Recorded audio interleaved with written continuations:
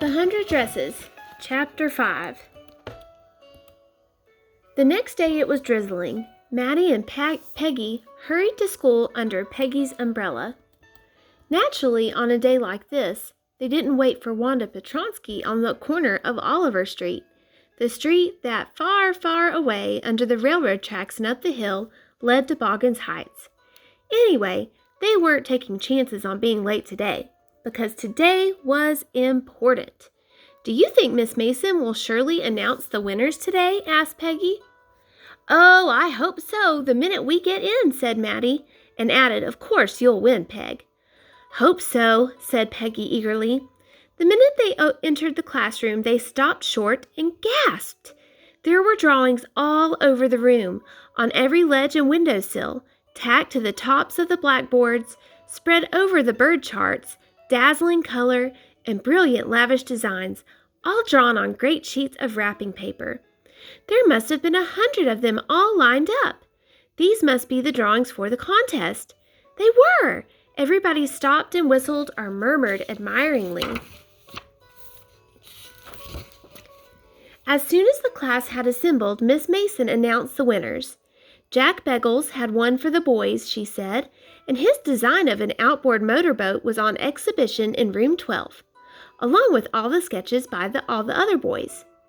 As for the girls, she said, although just 1 or 2 sketches were submitted by most, one girl, and room 13 should be very proud of her, this one girl actually drew 100 designs, all different and all beautiful. In the opinion of the judges, any one of her drawings is worthy of winning the prize.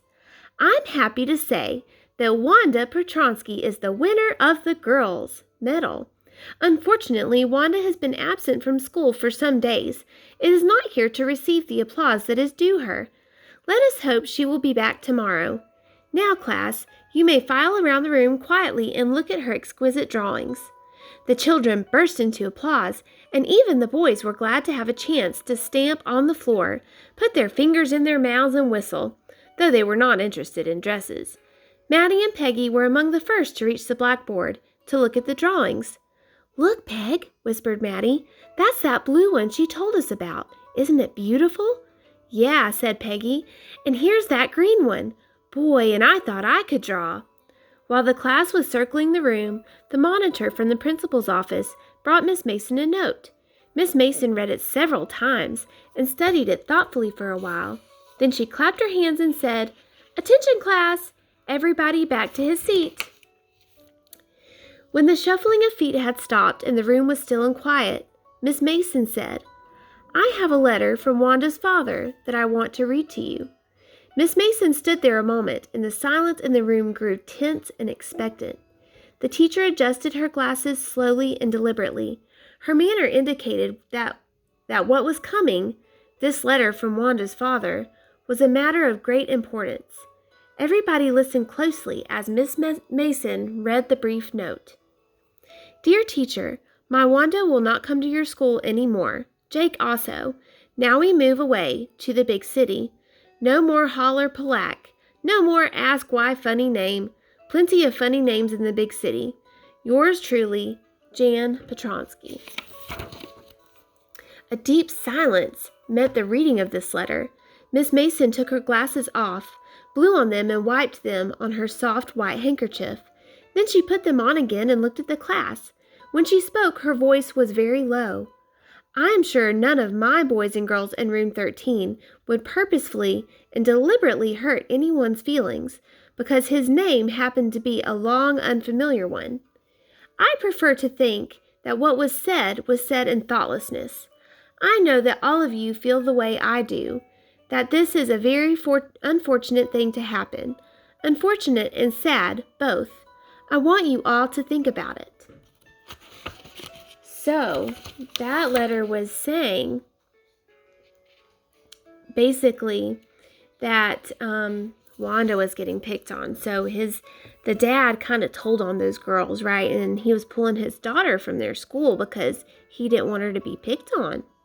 Let's see what happens. I bet the girls will make it right with her. Okay. The first period was study period.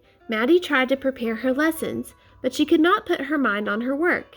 She had a very sick feeling in the bottom of her stomach.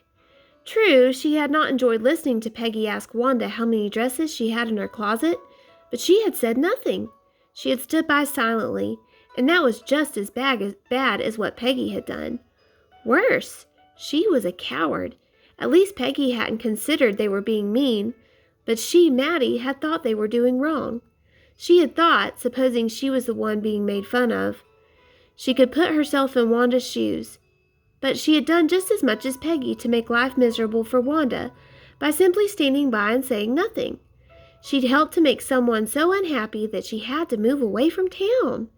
Goodness, wasn't there anything she could do? If only she could tell Wanda she hadn't meant to hurt her feelings. She turned around and stole a glance at Peggy, but Peggy did not look up. She seemed to be studying hard. Well, whether Peggy felt badly or not, she, Maddie, had to do something. She had to find Wanda Petronsky. Maybe she had not moved away yet. Maybe Peggy would climb the heights with her, and they would tell Wanda she had won the contest, and that they thought she was smart and the 100 dresses were beautiful.